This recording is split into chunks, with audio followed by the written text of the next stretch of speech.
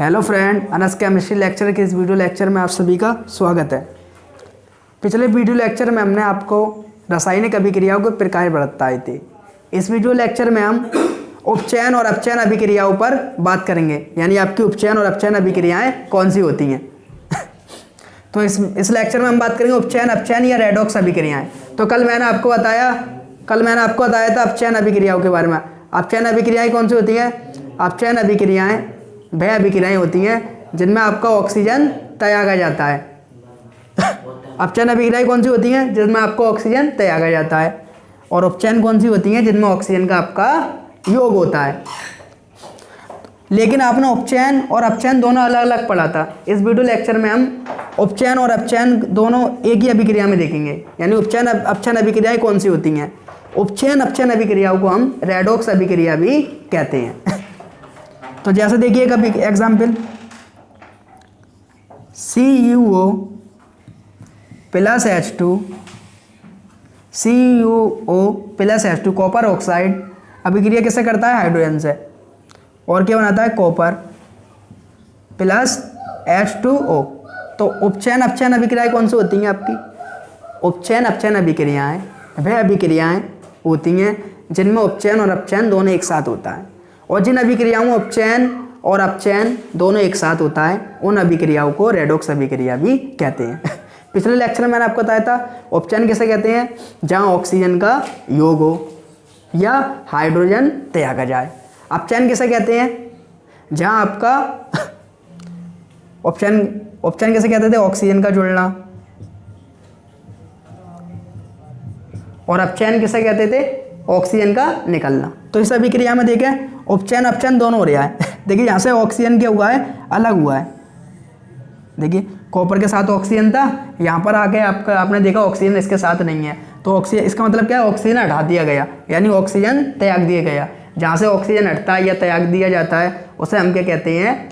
अपचयन अभिक्रिया कहते हैं। तो यहाँ पर कॉपर का ऑक्साइड का क्या हुआ है? अपचयन। कॉपर ऑक्साइड का आपका क्या हुआ है? अपचयन। और जिसके साथ आपका ऑक्सीजन जुड़ता है उसे हम क्या कहते हैं? उपचयन। तो ऑक्सीजन किसके साथ जुड़ा है आपका? यहाँ पर आके H2 के साथ। तो इसका क्या हुआ है आपका?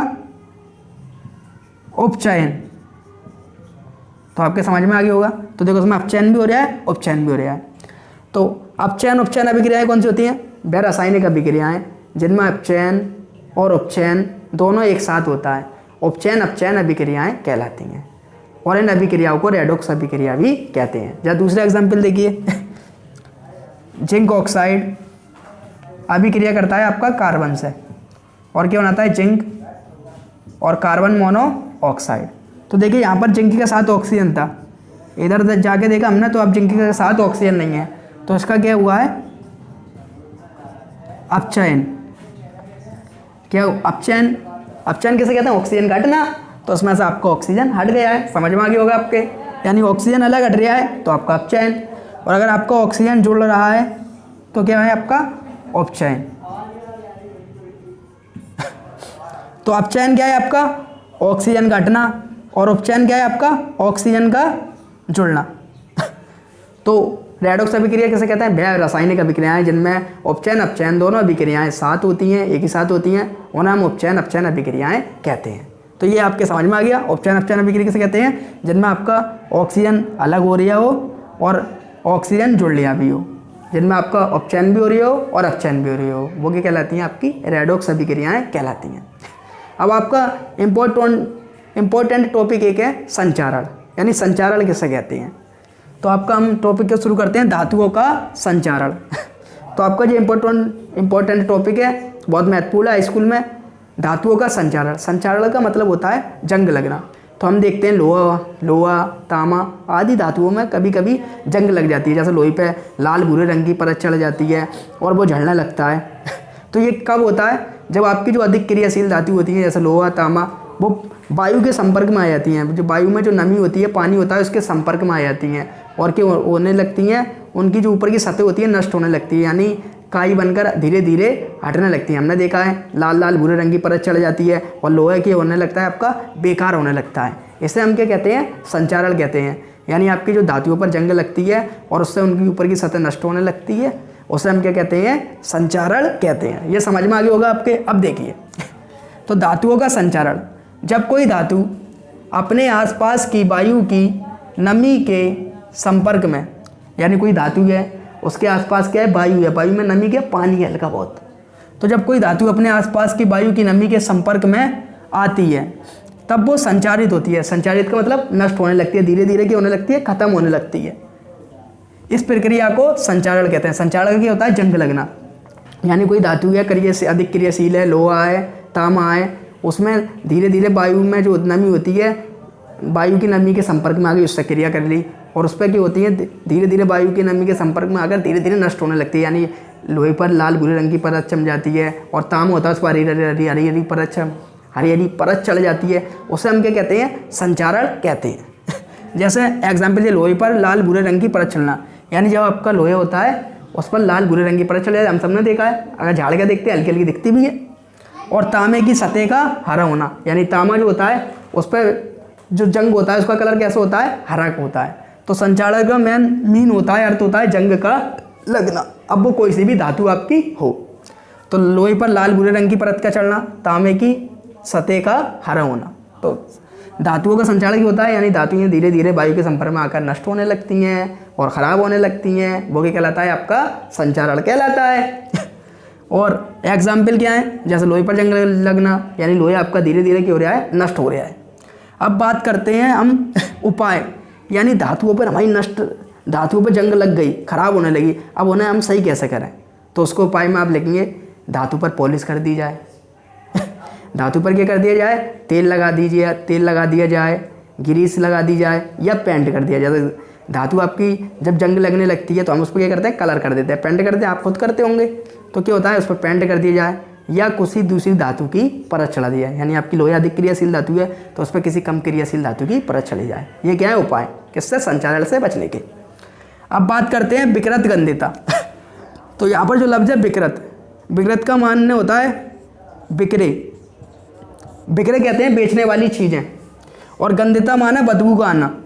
तो विकृत गंधिता कैसे कहते हैं, यानी जो आपके खाद्य पदार्थ होते हैं, खाने पीने की चीज़ें होती हैं, बेचने वाली चीज़ें होती हैं, उनमें एक प्रकार की गंध आ जाती है, बदबू आ जाती है, जिसे हम क्या कहते हैं, विकृति गंधिता कहते हैं। जैसा आपने देखा होगा, आपका टेढ़ा मेढ़ा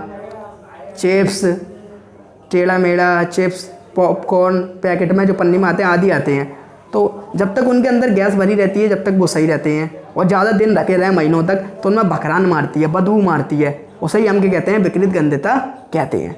और ये कब मारती है, जब उनके अंदर से गैस निकल जाती है और उसके अंदर वायु प्रवेश कर जाती है। जैसे सीले लगते हैं कभी, वैसे हम खाएँ टेढ़ा मेढ़ा तो कुरकुरा लगता है, और अगर उसके अंदर से गैस निकल जाए कुछ दिन रखे रहे तो सीला लगता है और भखरान मारती है, जिसे हम क्या कहते हैं, विकृति गंधिता कहते हैं। तो आइए इसकी डेफिनेशन पढ़ते हैं।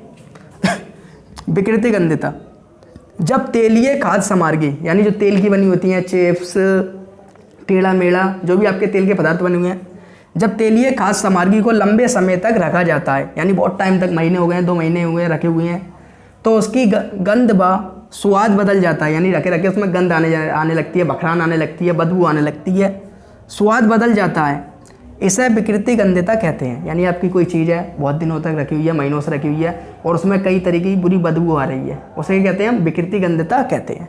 क्योंकि तेलीय खाद्य पदार्थों का उपचयन हो जाता है। अब बात आती है रखे उनमें बदबू क्यों आने लगती है और वो बेकार क्यों हो जाती हैं। तो क्या है, क्योंकि तेलीय खाद्य पदार्थों का उपचयन हो जाता है। उपचयन किसे कहते हैं हम, यानी ऑक्सीजन का योग हो जाता है, यानी जो आपके खाद्य पदार्थ होते हैं वो वायु से क्रिया कर लेते हैं, और इससे क्या होता है, उनको सील जाते हैं और बेकार हो जाते हैं, और उनमें भखरान आने लगती है।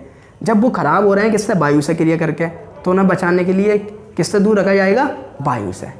तो आपको ये समझ में आ गया विकृति गंधिता किसे कहते हैं, जो आपके खाद्य पदार्थ होते हैं उनमें वायु किसी तरह प्रवेश कर जाती है और उनमें भखरान बदबू आने लगती है, जो कि कहलाती है विकृति गंधिता कहलाती है। जब वायु से ये खराब हो रहे हैं तो ऐसा किससे बचाया जाएगा, वायु से। तो अब बात करते हैं इसके उपाय की। उपाय किससे, विकृति गंधिता, विकृति माने बेचने वाली चीज़ों को सेफ रखने के लिए उपाय, वायु रोधी पात्रों में रखकर। वायु रोधी किसे कहते हैं, जिसमें वायु प्रवेश नहीं करती है। तो जो आपकी बेचने वाली चीज़ें हैं, खाद्य पदार्थ खाने वाले हैं, उनको वायु रोधी पात्रों में रखा जाए। वायु रोधी पात्रों में क्यों रखा जाए, क्योंकि अगर वायु में रखेंगे तो वायु से क्रिया कर लेंगे और क्या होंगे, खराब हो जाएंगे। वायु रोधी किसे कहते हैं, वायु की रुकावट करने वाले, यानी वायु उसमें प्रवेश ना करे। दूसरा पॉइंट, रेफ्रिजरेटर में रखकर, यानी उन खाद्य पदार्थों को फ्रीज में रख दिया जाए जिससे वो ठंडा रहेंगे, क्योंकि आपके बाहर के वातावरण की तुलना में फ्रिज का तापमान क्या होता है, ज़्यादा ठंडा होता है, वहाँ वायु कम होती है, जिससे आपके जो खाद्य पदार्थ हैं वो क्या रहेंगे, आपके सही रहेंगे। तीसरा पॉइंट है आपका, आलू चिप्स आदि थैलियों में नाइट्रोजन गैस भरकर, यानी आपने आलू के चिप्स खाए हैं, टेढ़ा मेढ़ा खाया है, तो वो फूली फूली होती है, आप सबने देखा होगा, तो उसके अंदर कौन सी गैस भरी होती है, नाइट्रोजन गैस भरी होती है। और जब उसके अंदर नाइट्रोजन गैस भरते हैं तो ऑक्सीजन गैस की होती है बाहर निकल आती है, ऑक्सीजन गैस की होती है बाहर निकल आती है, क्योंकि नाइट्रोजन गैस की होती है आक्रिया गैस होती है और ये किसी से क्रिया नहीं करती। तो जो भी आपके पैकेट फूले होते हैं उनमें नाइट्रोजन गैस भर दी जाती है, क्योंकि ये वायु से क्रिया नहीं करती है और आपके जो टेढ़ा मेढ़ा चिप्स वगैरह होते हैं वो एकदम सेफ बने रहते हैं। इसका स्क्रीनशॉट ले लीजिए। तो आपका जो 10th क्लास का पहला चैप्टर था रासायनिक अभिक्रिया एवं इनका प्रकार, ये चैप्टर मैंने पूरा कंप्लीट करवा दिया है।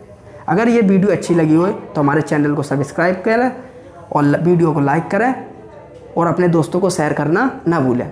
और अगर आप इस चैप्टर के नोट्स चाहते हैं तो हमारे चैनल पर व्हाट्सएप पर हमारा व्हाट्सएप नंबर लिखा हुआ है, उस पर कॉल करें तो हम आपको चैप्टर 1 के जो रासायनिक अभिक्रिया एवं उनके प्रकार है उसके नोट्स दे देंगे। Thank you watching the video.